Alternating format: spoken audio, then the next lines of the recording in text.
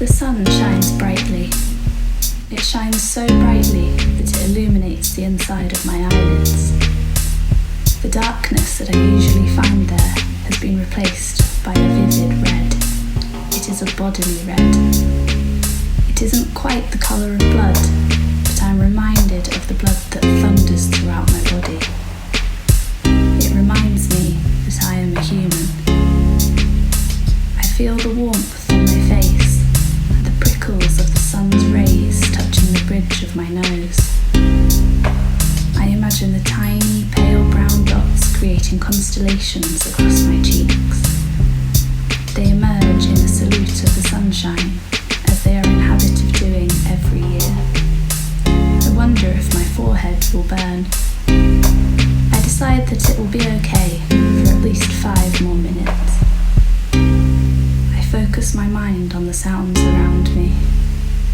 If I strain my ears, I can hear the breeze disturbing the long fronds of the palm trees. The susurrations soothe me. I take a deep breath and my nostrils are overwhelmed by the heat of the thick air. I wish I could hear the waves crashing, but the beach is too far away.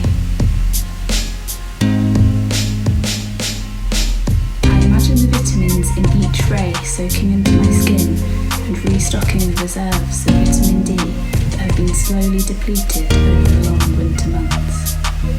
I roll my sleeves up to maximise the surface area of skin that can catch the sun's goodness. My lips pull upwards at the corners as I remember how many nights we spent venturing home in the pitch darkness. We all stayed inside for almost half of the year. We scurried from home to bus, and from the bus to work, and from work to the bus, and from the bus to home. And then we put the TV on. We watched scary shows about people pretending to murder each other. And then we watched scary things about people murdering each other.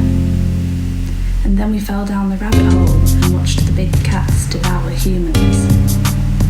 My smile is a wry one.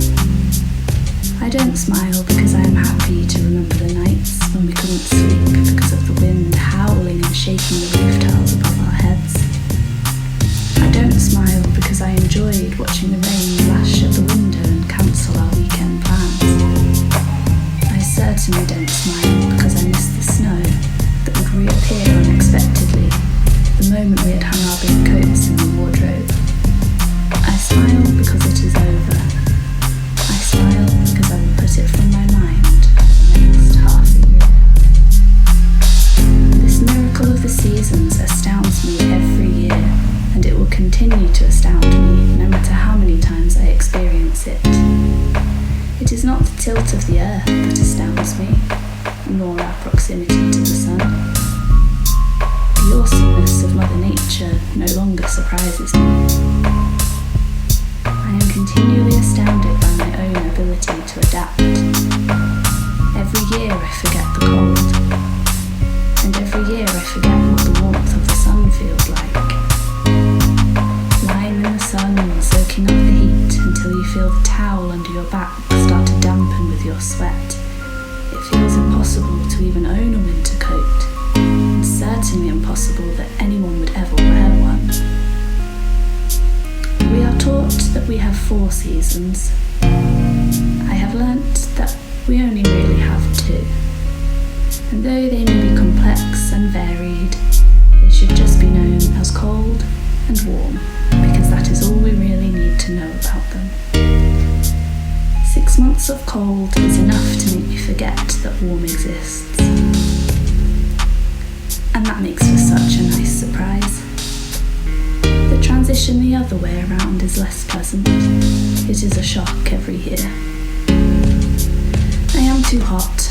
The dappled shade of the trees looks inviting, but there is no chance that I will leave the sun.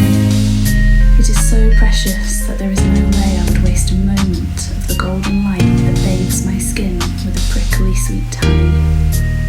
I start to feel the sweat collecting in the middle of my back. I don't open my eyes. I don't want to think.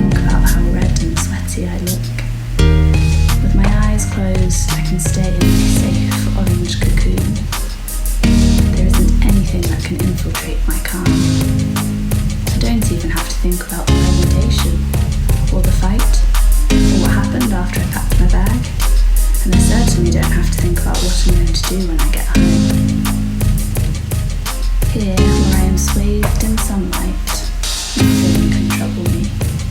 I will wear my tanned skin like a suit of armour. A child squeals as he runs towards the pool and tucks his knees up to his chest as he jumps and flies through the air, curled as tightly as he can into a ball. The splash echoes around the lounges, and a little girl giggles uncontrollably. I envision the tiny waves lapping at the edge of the pool, and the mist of splash that would rain down, presumably on the giggling child. I am concentrating on conjuring the bright images on the orange canvas of my eyelids, so I feel my brows pulled down towards my closed eyes. I try to smooth my brow, worried about the lines that I can feel scrunching at the corners of my eyes. I imagine those old women who have been worshipping the sun for too long. Their once plump, pink skin turned a dark teak colour. I try to imagine my own face in the same hue, the same deep lines and empty, sagging cheeks. My eyebrows pull down even further, and I can feel the vertical line right between my eyebrows deepen. I imagine how pale the line would look if I frowned in the sun for too long. I try a smile instead. The corners of my mouth lift up, and I can feel the lines shift from my forehead to the edge of my lips, underneath my nose. My eyes remain crinkled,